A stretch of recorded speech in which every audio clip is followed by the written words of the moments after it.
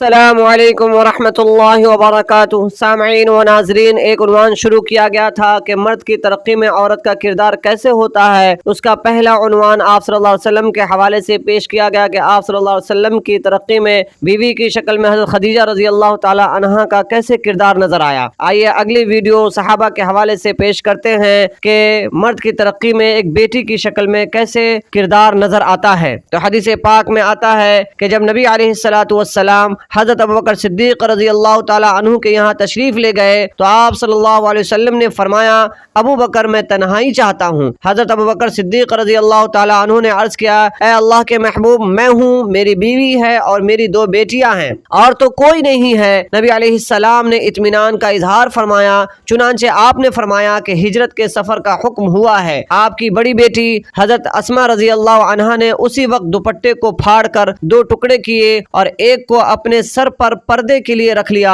اور دوسرے کے اندر انہوں نے نبی علیہ السلام کے سامان کو باندھ دیا، اور سامان باندھ کر انہوں نے نبی علیہ السلام کو رخصت کیا۔ حضرت ابوبکر صدیق رضی اللہ تعالی عنہ نے اپنی اہلیہ سے فرمایا کہ آپ کھانا بنا دے، اور اپنی بیٹی حضرت اسماء رضی اللہ تعالی عنہا سے کہا کہ تو چونکہ چھوٹی ہے، لوگ تجھ پر شک بھی نہیں کریں گے، تو یہ کھانا ہمیں غار ثور میں پہنچا دینا۔ چنانچہ انہوں نے حامی بھر لی۔ ابھی نبی علیہ السلام اور حضرت ابوبکر رضی اللہ تعالی عنہ رخصت ہی ہوئے تھے، اسماء رضی اللہ تعالی عنہا کے دادا ابو قحافہ تشریف لائے۔ انہوں نے آ کر حضرت ابوبکر صدیق رضی اللہ تعالی عنہ کے بارے میں پوچھا۔ بچوں نے کہا وہ تو چلے گئے، تو ان کے دل پر ذرا گھبراہٹ سی ہوئی، کہنے لگے اپنا مال تو سارا نہیں لے گئے۔ حضرت اسماء رضی اللہ تعالی عنہا کہنے لگی، میں بچی تھی مگر میں نے یہ کیا کہ ایک جگہ پتھر پڑے ہوئے تھے، ان کے اوپر کپڑا ڈال دیا اور اپنے دادا کا ہاتھ ان پر رکھوا دیا اور کہا کہ دادا ابو کے پیچھے بھی بہت کچھ ہے۔ تو دادا سمجھے کہ شاید مال پیچھے پڑا ہوا ہوگا،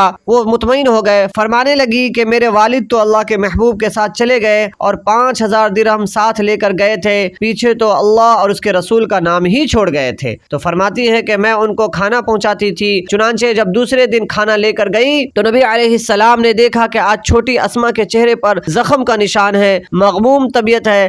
آپ نے پوچھا، اسماء آج کیا بات ہے، تو اداس نظر آتی ہے؟ تو حضرت اسماء رضی اللہ تعالی عنہا کے آنکھوں میں آنسو آ گئے۔ نبی علیہ السلام متوجہ ہوئے، پوچھا اسماء تو کیوں رو رہی ہے؟ عرض کیا، اے اللہ کے محبوب، کل جب میں کھانا دے کر واپس جا رہی تھی تو راستے میں ابو جہل مل گیا تھا، اس نے مجھے بالوں سے مضبوطی کے ساتھ پکڑ لیا اور بالوں کو کھینچ کھینچ کر کہنے لگا، اسماء بتاؤ تمہیں پتا ہے کہ تمہارے والد کہاں ہے، تمہارے پیغمبر کہاں ہے؟ اے اللہ کے محبوب، میں نے اسے سچ سچ کہہ دیا، ہاں مجھے پتا ہے۔ وہ کہنے لگا، پھر بتاؤ وہ کہاں ہے؟ میں نے جواب دیا، ہرگز نہیں بتاؤں گی۔ اس نے کہا، میں تمہیں ماروں گا، میں سخت سزا دوں گا۔ اللہ کے محبوب، میں نے اس سے کہا جو تم کر سکتے ہو وہ کر لو، مگر میں نہیں بتاؤں گی۔ اے اللہ کے محبوب، اس نے اچانک مجھے زور سے تھپڑ مارا، میں نیچے گری، چٹان پر میرا ماتھا لگا، میرے ماتھے سے خون نکل آیا، میری آنکھوں سے آنسو آ گئے، مجھے سخت تکلیف ہو رہی تھی۔ ابو جہل نے مجھے پھر بالوں سے پکڑ کر کھڑا کر دیا، کہنے لگا، اسماء تجھے بہت ماروں گا، جلدی بتا دے۔ اللہ کے محبوب، میں نے اسے جواب دیا، اے ابو جہل، میری جان تو تیرے حوالے، مگر میں محمد عربی صلی اللہ علیہ وسلم کو تیرے حوالے نہیں کروں گی۔ آپ اندازہ کیجئے